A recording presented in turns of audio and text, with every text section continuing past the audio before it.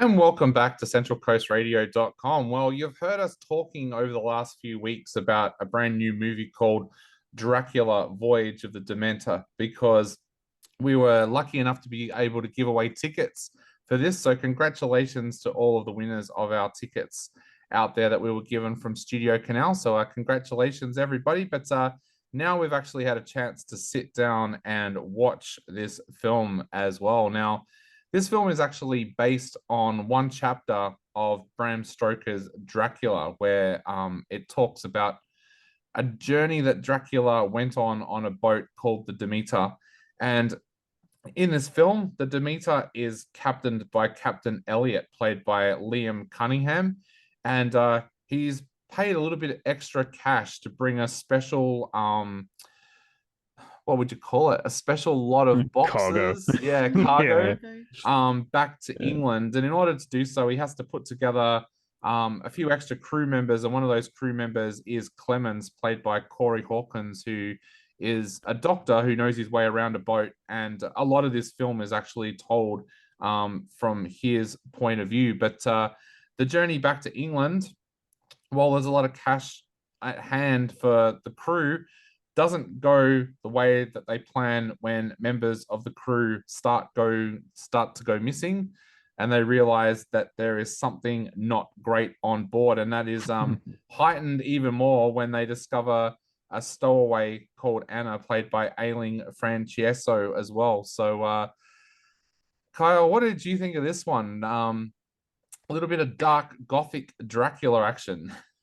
Yeah, this is a movie. It's been in basically production hell for a long time. Not just this actual production of it, of course, like being held back by COVID and this, that, and the other.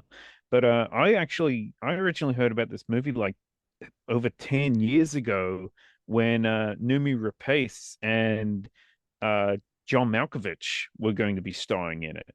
Yeah, And yeah, like I think Numi Pace actually pulled out of this movie so she could do Prometheus. That's how long yeah. ago this movie was in production. And Viggo Yeah, Mortensen was attached to it for 2 years yeah, too. Yeah. yeah. It's gone through a lot of rewrites. A lot of different directors have done it, and have been attached and then left. A lot of different writers have kind of had their tried their hands at a script. And I mean, I kind of would have liked to have seen just what the original vision of it might have looked like. But no, I guess I'm glad to see that it's finally made it to the silver screen. It's finally been made. And yeah, I did enjoy it for the most part. Like I said, I thought it was interesting. I mean, basically from the idea, just that it's such a small part of the original Bram Stoker's Dracula. It's not even a chapter. It's like a segment of a chapter that Yeah. this is based on. It's just a few paragraphs, and for them to be able to make like an entire movie out of this idea, I mean, of course, Hollywood's hasn't really got many ideas, so um, but at the same time, it was kind of interesting to see at the start, like how they were expanding upon certain things, like certain characters that were named in the book, and certain events and certain things. And I thought that was it was really creative how they were able to expand upon a lot of that and even add a lot of like some more context to certain things that happened. I definitely like the. This is kind of the complete opposite of Gran Turismo, where I actually like the first half more than the second half because it was. I think the first half managed to stay a lot truer to the source material that of what it's based on. Like it's basically a very simple skeletal structure of a story that they needed to kind of stick to. And I think the longer the movie goes on, the more Hollywoodisms kind of creep in, and it starts it starts more straying further and further from the source material as it stands on the page. And I wasn't really as impressed by that. But beyond that, I thought all the actors in it were great. One of the actors who plays the first mate, David Dastmalchian, he's basically one of those that guy actors. It's in just so many different things, but he usually only has like kind of a smaller role. Like everybody would recognize him, but it mostly for just smaller little parts in massive blockbuster movies. And I was really happy to see him get like a much bigger role in this film. That he's basically in it the entire time, and he's given a lot more room to breathe and like really act. And so yeah, I was really impressed by him in the movie. I was a little let down by the just personally, I was a little let down by the design of Dracula in this film, Yeah, yeah. especially considering how much it's supposed to tie into the actual book, and yet it's what I found that the Dracula seems to be more. I knew that there was a special thanks to Guillermo del Toro in the credits, and for me, I think that the Dracula design in this looked a lot more like what the vampires in Guillermo del Toro's The Strain series looked like, Yeah, which to me, it yeah. also felt like almost a bit of a. And it's going to sound weird because of like the pop culture reference, but it almost felt like a bit of a shout out as well to Buffy, where Mm, certain vampires could, like, once they were killed, they'd regenerate, kind of thing, come mm, back as a demon and then turn into a human again. I was mm, kind mm. of thinking like that they were kind of touching on that's what the villagers had done to him, and he was basically being reborn, kind of thing. Like, yeah, Yeah, because I mean in the story it's just like it's basically the same charismatic character. Basically that's it's just his journey from like Transylvania to England. And so for the actual like the design of the Dracula in this movie being so just so grotesque and um so hideous. Like it's more like way more hideous and way more like creature like than even the Nosferatu depiction of Dracula, which was way more than what Bela Lugosi was or anything like that. But I don't know, it's just that kind of whenever I saw the posters or like trailers for this movie, and whenever I saw Dracula in the movie, I thought that there was supposed to be like multiple different like demons or monsters because that's all he looks like. He just looks like kind of a generic winged beast kind of character. And so I don't know that part I was just a little let down by considering I don't know it's kind of like like this is supposed to fit within the Dracula story, and it's kind of a bit like a square peg in a round hole kind of thing. So other than that, I thought the production design was really great. The costumes were great. Set design was great. Yeah, and I mean, I hate to say it, you don't get a lot of really gory kind of action thriller films like this anymore. So no, I like on that level, I really enjoyed it, and I think it'll definitely be a crowd pleaser for sure. and Lee, what did you think of Dracula Voyage of the Demeter? Yeah, I really like the storyline. I am someone who loves, movies that are on ships or on open water, and they're kind of stuck. They can't, there's Mm-hmm. not like an easy way out. You're kind of trapped, and you have to deal with what's going on.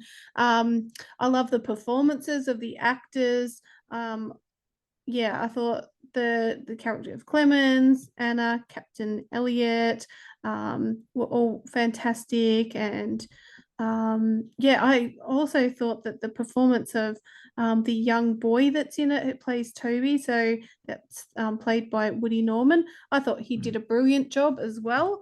Because it's not a nice story. It's it could be quite terrifying for a kid to be involved in a movie like that. I think you don't want to give them nightmares, but obviously, you know he's mature enough to take on a role like this, and I think he did well.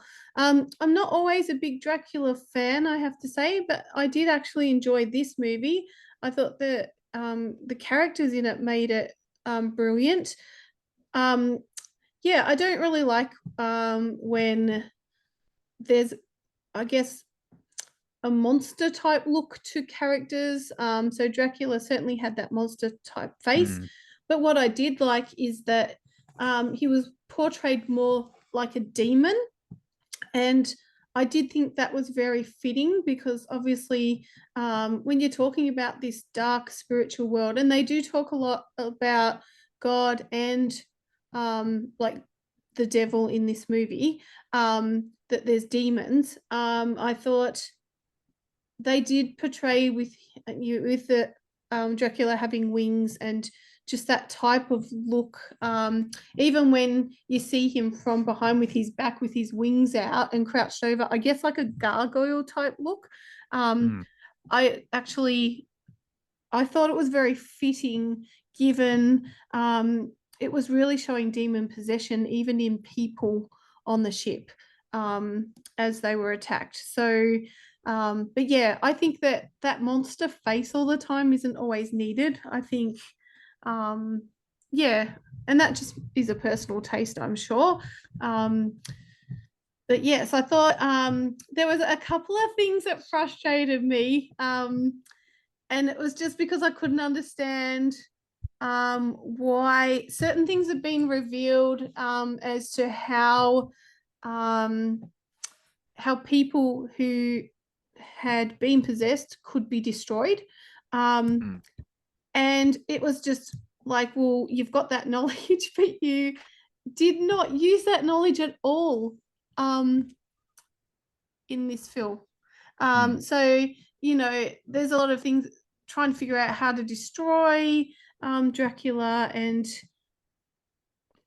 yeah, I was just frustrated because I'm thinking you've got the answers right here, and I had all these ideas of why didn't you try this? Like, why aren't you, for example, I don't know, making a big hole in the top of the boat so sunlight will kill to him. let the sunlight Why come don't you use that? through. So you're in a lower deck, okay? You know, start getting to work, make a big hole in that floor, get the sun to come through. Like those sorts of things, I think, because I'm not a brilliant writer and I certainly could not write a film. I could not write a script, but I'm like, but you've just shown the answers, but you haven't tried it. And they never tried it. So that just got a little bit annoying for me. But that is not to say I didn't enjoy the film. I actually did really enjoy the film. And yeah, I would certainly recommend it to anyone who kind of likes, you know, the genre of horror. There is some gore in it, so that is not my kind of thing, but it wasn't overdone. It was certainly warranted in the film and expected, and certainly watchable for someone that's not really into that gore, you know, kind of things. I'm certainly into horror and thriller, but I'm more about the psychological. And I think that there was enough psychological stuff in here and a lot about the spiritual world that kept me certainly entertained and certainly wanting people to survive and wanting, you know, to see the great outcomes, or, you know, is there not going to be a great outcome for anyone? Is anyone going to survive this? Are they going to be able to kill him? Are they not going to be able to kill him? So that suspense was still in there. Yeah, I found it interesting with this film because I do like vampire movies and Dracula films, but I don't like them when they become like too commercial or and too modern and stuff like that. I'm very much a I was going to say realist, but you can't be a realist with Dracula. I just prefer it to be told the way that Bram Stoker kind of meant for it to be told. So, and I hadn't actually done a lot of research into this film before I went into it. I like to go into a movie pretty cold, and I didn't actually realize that the director was Andre Ovredel until only a few hours before I went to see the film, and that changed everything for me because I love his film Troll Hunter. He has a very Scandinavian feel to his films, which of course is because he's Scandinavian. But I this is going to sound really bad, but I always feel that Scandinavian, European, and English filmmakers understand mythology and when they bring it into a movie a lot more than what Hollywood does. Hollywood will try and glamorize it, whereas European and Scandinavian filmmakers will normally go the brutal route, as was shown when they gave Ovredell the job of directing scary movies to tell in the dark, and he made a movie that was almost so dark that kids couldn't watch it, even though it was meant for a younger audience. So that kind of excited me, and straight away when I was watching this movie, I realized that it did have that dark gothic European feel to it. Like Kyle said, there's some kind of Hollywoodisms that creep into this movie, but for a lot of the time, it is that dark gothic kind of tale. And I think that's one of the reasons why I didn't mind the way that they made Dracula look. I had questions about why he looked that way, knowing what the character of Count Dracula is supposed to be like. But that's why, as I said before, I got the feeling that the villagers had basically wrecked him, and were trying to get rid of him, and that's why he was the way that he was. But yeah, I was a little bit like Lee. I loved how dark and everything the film was at the start, but then I felt that because this was a film that's been fleshed out from such a small part of the novel, that they were running out of ideas, in the sense that, like Lee said, they find out all these things about Dracula, like where he's sleeping and things like that, but they don't use that to their advantage at all. So I thought that was the biggest weakness of the film. But I love some of the performances in this. I like Kyle said, I love the fact that they really made this a gory film. They didn't nice it up to try and get like a lower classification or anything like that. I actually really liked Corey Hawkins in this film as well. I thought that his character kind of provided a little bit of a fresh face, with the way that, like, because I think if this film had been told from one of the crew members who had been there for years, it would have been a lot harder to have set things up for the audience. Whereas having a new character coming on board provided them with that opportunity to be able to explain things like the knock, and things like that, and what that means on board the boat. One of the other things I really liked about this too was the design of the film. There was one time when I was watching the film last night that I kept on turning around because I thought somebody behind me had a really loud watch on. And I was like gonna give them the look about like, how dare you bring a loud watch in? And then I realized it was actually part of the sound design of the movie. Whenever there was a bit where there was going to be suspense, instead of complete silence on the soundtrack, they were using this clock ticking, which I guess was a countdown not only for the boat reaching its destination, but also possibly a clock ticking down until the next character gets killed as well. So I really liked that element of it. I love the fact that Andre Ovredell actually did put some interesting and new, fresh kind of ideas into a film, because we've seen the story of Dracula told so many times, and honestly, it feels like they just repeat themselves with some of the films that have been out there. But I really did like that they took a little bit of a difference of the way they approached this film and the way they made it look. So I guess, what are we all going to give this one out of 5, starting with you, Lee? 3.5. Kyle?